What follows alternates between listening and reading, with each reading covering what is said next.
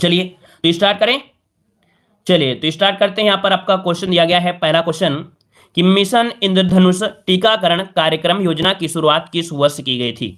चलिए जवाब दीजिएगा कि मिशन इंद्रधनुष टीकाकरण कार्यक्रम योजना की शुरुआत किस वर्ष की गई थी। अच्छा क्वेश्चन है, जवाब दीजिए। राइट आंसर इनमें से क्या हो जाएगा। चलिए भाई, चलिए किसी को अगर आ रहा हो तो जल्दी से कमेंट करें, फिर हम लोग तो बताने के लिए तो आपको तैयार ही है।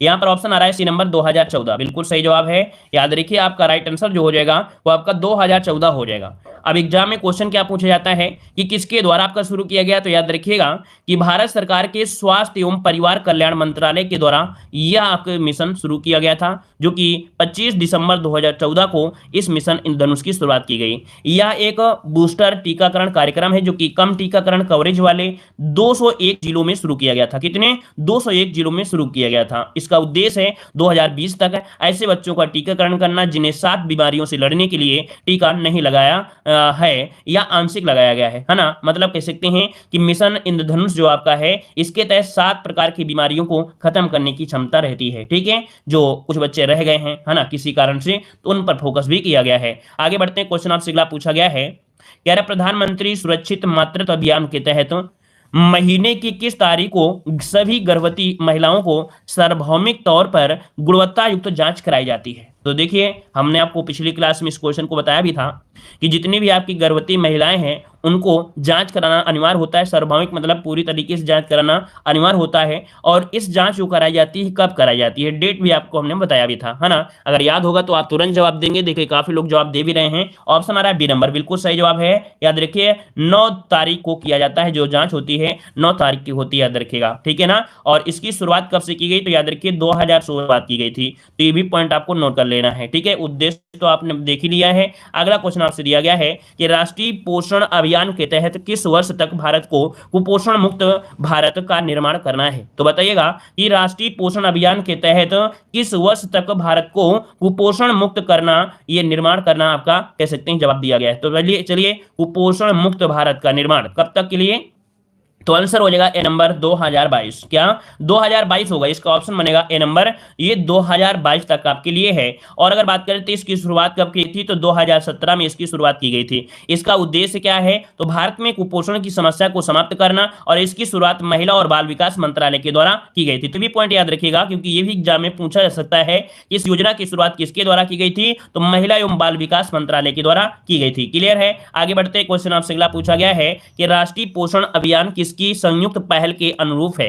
राष्ट्रीय पोषण अभियान किसकी संयुक्त पहल के अनुरूप है। यहां पर 72 नंबर में क्या हो जाएगा, तो देखिए यहां पर जो आपका दिया है विश्व स्वास्थ्य संगठन, यूनिसेफ, सतत विकास लक्ष्य, ये सभी, अर्थात ये जो आपका अभियान है ये कैसी पहल है आपका, तो आपके ये सभी है, ऑप्शन बनेगा आपका डी नंबर आपका राइट हो जाएगा। ठीक है, चलिए आगे बढ़ते हैं। क्वेश्चन आपसे अगला पूछा गया है कि प्रधानमंत्री मातृत्व वंदना योजना के तहत गर्भवती या स्तनपान कराने वाली महिला को कितने रुपए की वित्तीय सहायता प्रदान की जाती है। तो याद रखिएगा कि एक योजना है आपकी, कौन सी, प्रधानमंत्री मातृत्व वंदना योजना है। इसके तहत जो गर्भवती महिला है ना, स्तनपान कराने वाली महिला है, इनको कितने रुपए वित्तीय सहायता प्रदान की जाएगी। ऑप्शन आपका हो जाएगा बी नंबर, आपकी 6000 रुपए। कितने, तो आपके 6000 रुपए, ऑप्शन बनेगा आपका बी नंबर हो जाएगा। अगला क्वेश्चन आपसे यहाँ पर दिया गया है, यहाँ पर देखो इसकी शुरुआत अगर पूछ ले कि इस योजना की शुरुआत कब से की गई थी, तो 2017 से की गई थी। याद रखिए 2017 से हो जाएगा। ठीक है ना। यहाँ पर देखिएगा स्तनपान कराने वाली महिला को 6000 की वित्तीय सहायता की जाएगी। इनमें से 5000 3 किस्तों में दिए जाएंगे, शेष 1000 जननी सुरक्षा योजना के अनुरूप संस्थागत प्रसव के पश्चात दिए जाएंगे। तो ये भी इसका डिस्क्राइब भी आप लोग नोट कर सकते हैं। ठीक है, आगे बढ़ते हैं। क्वेश्चन आपसे अगला पूछा गया है, निम्नलिखित में से प्रधानमंत्री मातृत्व वंदना योजना का उद्देश्य इनमें से कौन सा है। इसका उद्देश्य आपसे पूछा है कि वित्तीय सहायता देना, यहाँ पर दिया है इसका उद्देश्य क्या है, वित्तीय सहायता प्रदान करना। देख सकते हैं हमने बताया था ना कि क्वेश्चन जो पूछा ही जाएगा बस 3 ही चीजें पूछेगा। पहला पॉइंट ये पूछेगा कि ये योजना कब प्रारंभ की गई, उद्देश्य क्या है, डेट पूछ लेगा, और इसके बाद यहां पर पूछ लेगा कि किसके द्वारा, कौन से आयोग के द्वारा शुरू की गई है। 3 से ज्यादा क्वेश्चन बन ही नहीं सकते हैं क्योंकि मेन फोकस उसी में होता है। हाँ, जब क्वेश्चन बनते हैं कि किसी राज्य में होती है, 4 राज्यों में होती है, 10 राज्यों में, तो राज्यों का नाम पूछ सकता है ऑब्जेक्टिव में। ठीक है ना। चलिए आगे बढ़ते हैं। क्वेश्चन आपसे अगला पूछा गया है कि सुरक्षित मातृत्व आश्वासन सुमन योजना को किस वर्ष प्रारंभ किया गया।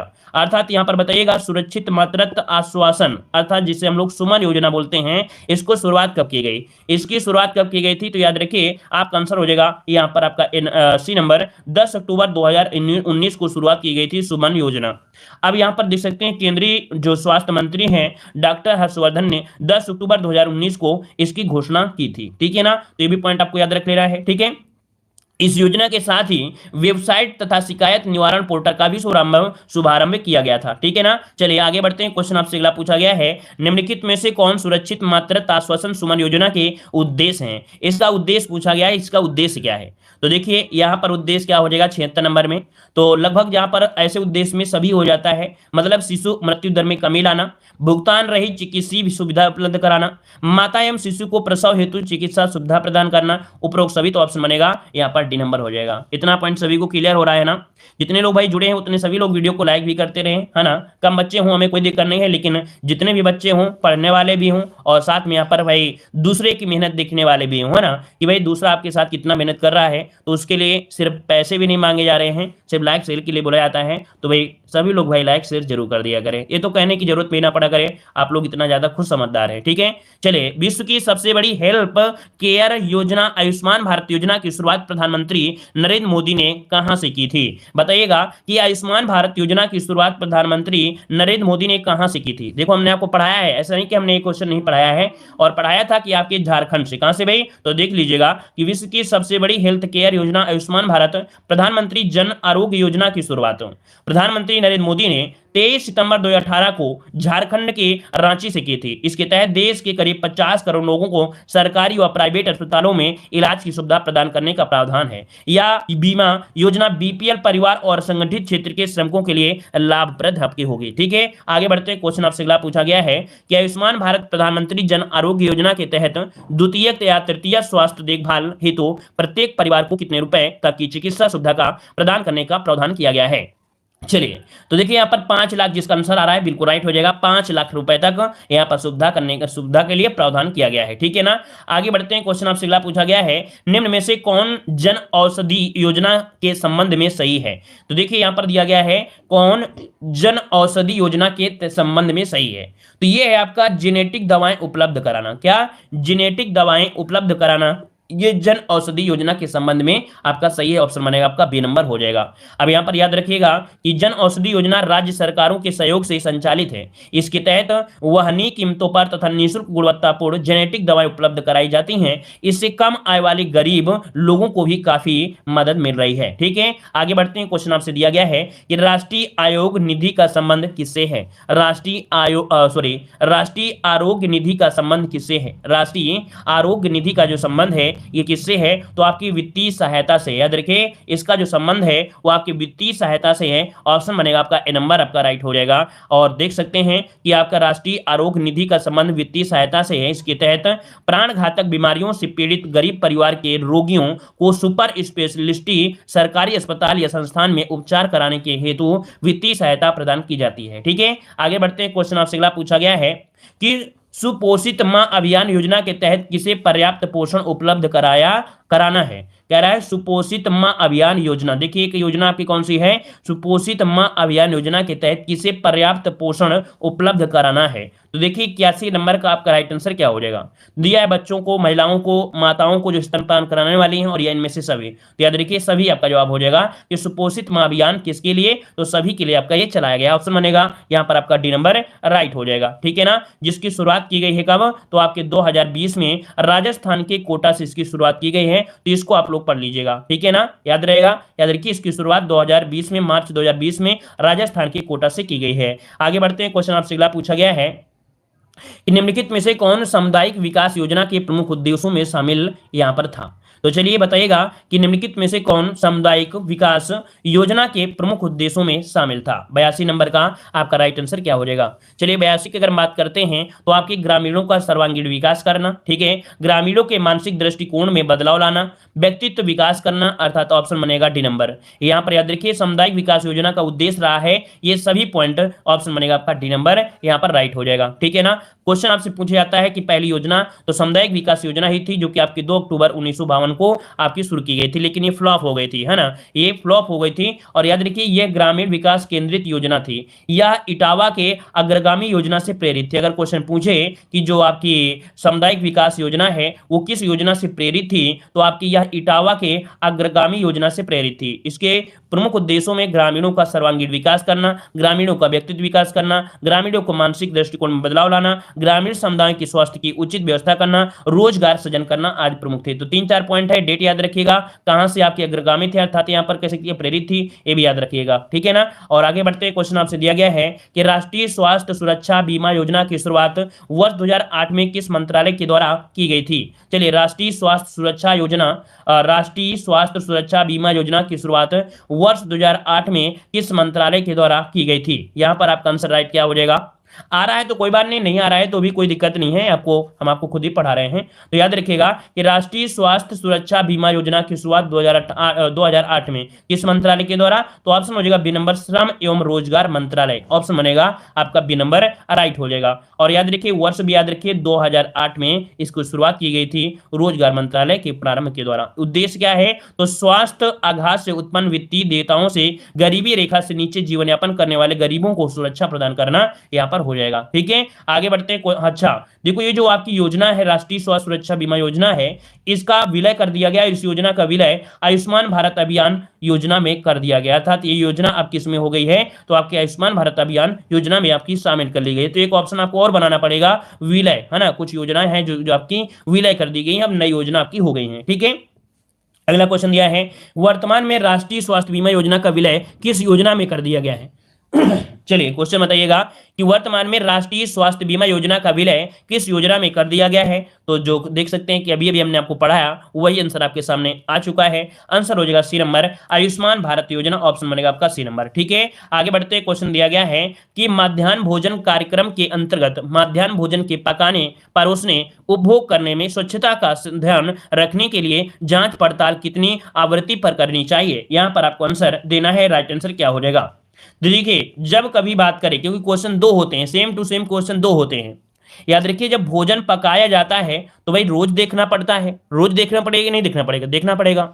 लेकिन अगर बच्चों के कुपोषण को देखा जाए, बच्चों के स्वास्थ्य को देखा जाए, तो वो आपका अलग ऑप्शन बन जाता है। तो याद रखिए अगर भोजन पकाया गया है, परोसा गया है, तो उसको क्या करना चाहिए, उसको रोज देखना चाहिए, अर्थात वो दैनिक होता है। ठीक है, वो दैनिक होता है। यहाँ पर त्रैमासिक या कह सकते हैं, आपका कह सकते हैं कि छमाही, ये नहीं होना चाहिए, है ना। त्रैमासिक जो होता है वो स्वास्थ्य के लिए होता है, लेकिन भोजन में स्वच्छता है ये दैनिक देखना चाहिए। आंसर क्या हो जाएगा, ए नंबर आपका राइट हो जाएगा। अब इस पॉइंट में यहाँ पर देख सकते हैं कि इसकी शुरुआत हुई थी कब, तो आपकी 15 अगस्त 1995 से इसकी शुरुआत की गई थी। आईएमपी क्वेश्चन याद रखिएगा, क्वेश्चन पूछा भी गया है 2015 में। ठीक है ना। और यह योजना केंद्र सरकार द्वारा आपकी शुरू किया गया था। इसके अंतर्गत कक्षा 1 से 8 तक के बच्चों को दोपहर का पका हुआ भोजन प्रदान किया जाता है। इसके तहत भोजन पकाने, परोसने, उपभोग में स्वच्छता का ध्यान रखने हेतु दैनिक आवृत्ति पर जांच पड़ताल की जाती है। अगला क्वेश्चन आपसे दिया गया है कि मध्याह्न भोजन कार्यक्रम के अंतर्गत विद्यालय स्तर पर बच्चों के न्यून भार की प्रतिशतता का आकलन किस आवृत्ति पर किया जाना चाहिए। ये भी क्वेश्चन 2015 में पूछ लिया गया है, दोनों क्वेश्चन एक साथ पूछे गए हैं। अब आप बताइए इनमें से क्या हो जाएगा, तो होना चाहिए अर्धमासिक। यहां पर माफ करिए, देखिए इसका आंसर हो जाएगा अर्धमासिक होना चाहिए, अर्धमासिक, अर्धमासिक होना चाहिए। याद रखिएगा मतलब 6 माह पर होता है, अर्धमासिक बोलते हैं 6 माह होता है। ठीक है, 6 माह। तो हमने बताया था ना, वो कंफर्म नहीं था त्रिमासिक, हमने बताया था कि शायद त्रिमासिक होता है या कुछ होता है। तो इसमें आप याद रख लीजिएगा, अब आपको गलती नहीं होगा क्योंकि दोनों क्वेश्चन एक साथ आपको मिल गए हैं, दोनों क्वेश्चन एक साथ मिल गए हैं, तो गलती अब आपको नहीं होगी। अब आपका 6 माह होगा। अब ऐसे याद कर लेना है कि जब कभी भी स्वास्थ्य की बात होती है तो पेपर भी क्या होते हैं, 6 माह में होते हैं। थोड़ा सा इसमें हम लेक्चर दे देते हैं तो आपको याद रहेगा। जब पेपर होते हैं तो 2 बार होते हैं ना, एक बार अगर गलती हो गई तो दोबारा आप लोग सही कर लेते हैं, अर्थात एक बार अगर आपका स्वास्थ्य गड़बड़ हो गया तो उसको अगले एग्जाम में आप लोग सही कर सकते हैं। तो ऐसे याद रख लीजिएगा कि ये जो न्यून भार की अगर बात करते हैं तो ये अर्धवार्षिक होता है। क्या होता है भाई, तो आपके अर्धवार्षिक हो जाएगा। ठीक है ना, तो पॉइंट आपको याद रहेगा। ठीक है ना, और आगे बढ़ते हैं। पॉइंट आपसे अगला पूछा गया है, यहाँ पर देखिए अगर बात करें हिस्सेदारी में तो 75 और 25 का अनुपात इसमें से आपका है। चलिए आगे बढ़ते हैं, क्वेश्चन आपसे अगला पूछा है। अब देखिए जो भी क्वेश्चन आपको होंगे ये 2020 और 21 अर्थात करंट अफेयर के अकॉर्डिंग आपके क्वेश्चन मिलने वाले हैं। याद रखिए, राष्ट्रीय शिक्षा नीति 2020 को किस राज्य ने सर्वप्रथम लागू किया? चलिए अब जवाब दीजिए। अब जो करंट अफेयर से रिलेटेड योजनाएं हैं वही आपको इस वीडियो में पढ़ना है, ठीक है ना? मतलब अब जो भी आपकी होगी उसमें करंट अफेयर से ही क्वेश्चन मिलेंगे। अभी आपने पढ़ा, जो भी पढ़ा अच्छा पढ़ा, लेकिन करंट से रिलेटेड आपको डाटा पढ़ना ही अनिवार्य होगा। तो चलिए बताइएगा, राष्ट्रीय शिक्षा नीति 2020 को किस राज्य ने सर्वप्रथम लागू किया था? यहाँ पर 1 का ऑप्शन क्या हो जाएगा? 1 की अगर हम बात करते तो ऑप्शन आंसर आपको दिख रहा है, याद रखिए ये जो पीडीएफ है इसके आंसर आपको दिखेंगे, है ना? ऑप्शन हो जाएगा बी नंबर। अगला क्वेश्चन आपसे दिया गया है कि किस राज्य सरकार ने ग्रामीण क्षेत्रों में संपत्ति और भूमि संबंधी विवादों को रोकने हेतु एक विशेष अभियान विरासत प्रारंभ किया गया है? तो याद रखिएगा कि किस राज्य सरकार ने ग्रामीण क्षेत्रों में संपत्ति और भूमि संबंधी विवादों को रोकने के लिए एक विशेष अभियान विरासत अभियान की शुरुआत किया है, प्रारंभ किया है? तो आपकी उत्तर प्रदेश ने किया है, तो ऑप्शन क्या होगा? डी नंबर इसका राइट हो जाएगा। क्या? डी नंबर आपका राइट हो जाएगा। आगे बढ़ते हैं, क्वेश्चन आपसे अगला पूछा गया है कि केंद्र सरकार ने ड्राइविंग लाइसेंस, वाहन पंजीकरण और फिटनेस प्रमाण पत्र जैसे महत्वपूर्ण दस्तावेजों की वैधता को कब तक के लिए बढ़ा दिया है? तो यहां पर देख सकते हैं आपका आंसर क्या हो जाएगा। तो देख सकते हैं आपका 30 सितंबर 2021 तक के लिए बढ़ा दिया गया था, है ना? ऑप्शन क्या हो जाएगा? ए नंबर हो जाएगा कि 30 सितंबर 2021 तक यहां पर बढ़ा दिया गया था। जितने भी आपके जो दस्तावेज थे, जैसे आपका ड्राइविंग लाइसेंस हो गया, वाहन पंजीकरण हो गया, फिटनेस प्रमाण पत्र हो गए, इन दस्तावेज की वैधता बढ़ा दी गई थी, है ना? इसके पहले और डेट एक्सपायरी डेट थी, लेकिन बढ़ा दी गई थी 30 सितंबर 2021 तक। ठीक है, आगे बढ़ते हैं। क्वेश्चन आपसे अगला पूछा गया है कि हाल ही में जम्मू कश्मीर में किस स्वास्थ्य बीमा योजना का शुभारंभ किया गया है? तो देखिए भाई, यहाँ पर क्वेश्चन दिया है कि हाल ही में जम्मू कश्मीर में किस स्वास्थ्य बीमा योजना का शुभारंभ किया गया है? यहां पर 4 का ऑप्शन देना है। 4 का ऑप्शन राइट क्या हो जाएगा?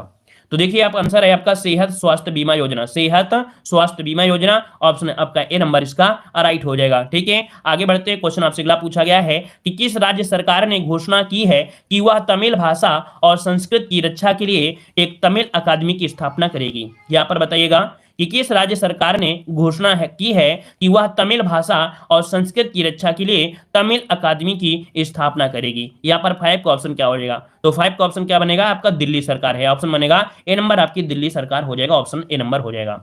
आगे बढ़ते हैं। क्वेश्चन आपसे अगला पूछा गया है कि केंद्र सरकार ने लद्दाख में सिंधु नदी पर 144 मेगावाट की कितनी जल विद्युत परियोजनाओं को मंजूरी दे दी है?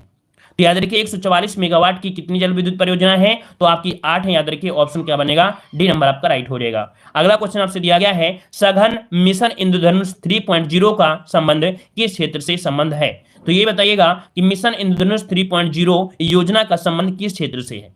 इस योजना का जो संबंध है किस क्षेत्र से है? तो आपका हो जाएगा टीकाकरण के विस्तार से। याद रखिए मिशन इंद्रधनुष 3.0 का संबंध है टीकाकरण के विस्तार से। ऑप्शन ए आपका राइट हो जाएगा। अगला क्वेश्चन आपसे दिया गया है कि किस राज्य सरकार द्वारा कौशल्या मातृत्व योजना के रूप में शुरू किया गया है? तो बताइएगा किस राज्य सरकार द्वारा कौशल्या मातृत्व योजना के रूप में शुरुआत की गई है? ऑप्शन बी हो जाएगा छत्तीसगढ़ हो जाएगा। ऑप्शन बी छत्तीसगढ़ हो जाएगा। अगला क्वेश्चन आपसे यहाँ पर दिया गया है कि बिहार का पहला पक्षी महोत्सव कलरव किस जिले में आयोजित किया गया है? ये बिहार का पहला पक्षी महोत्सव है, याद रखिए कलरव किस जिले में आयोजित किया गया है? यहाँ पर 9 का ऑप्शन दीजिएगा।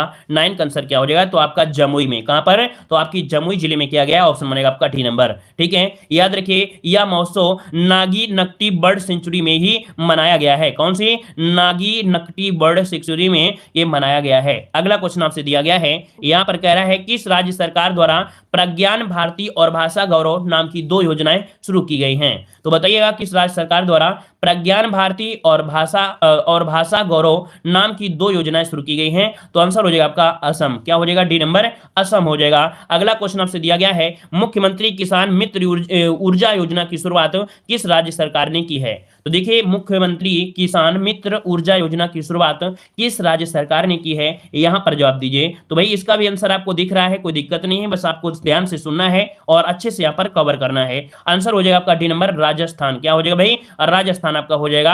और अगला क्वेश्चन आपके सामने दिया गया है, कह रहा है किस राज्य सरकार ने मुख्यमंत्री कोविड-19 परिवार आर्थिक सहायता योजना की शुरुआत की है? इस क्वेश्चन का जवाब आप लोगों को कमेंट बॉक्स में कमेंट करना है। अगर आपको याद हो तो जरूर कमेंट करिएगा कि किस राज्य सरकार ने मुख्यमंत्री कोविड-19 परिवार आर्थिक सहायता है। लगातार भाई जुड़ते रहिए, क्लास आपकी मिलती रहेगी। और अगर आप ही लोग यहाँ पर कमजोरी करने लगोगे, अर्थात आप ही लोग यहाँ पर सोचोगे कि चलो जब एग्जाम आएगा तब पढ़ेंगे, जब एग्जाम आएगा तब पढ़ेंगे, तो भाई आपकी मर्जी है, फिर एक दो क्लास हम भी दे देंगे और आप भी आराम से जैसा मर्जी हो आप लोगों की, ठीक है ना। तो चलिए फिर आज की क्लास यहाँ रखते हैं, ठीक है। सभी को जय हिंद, सभी को वंदे मातरम।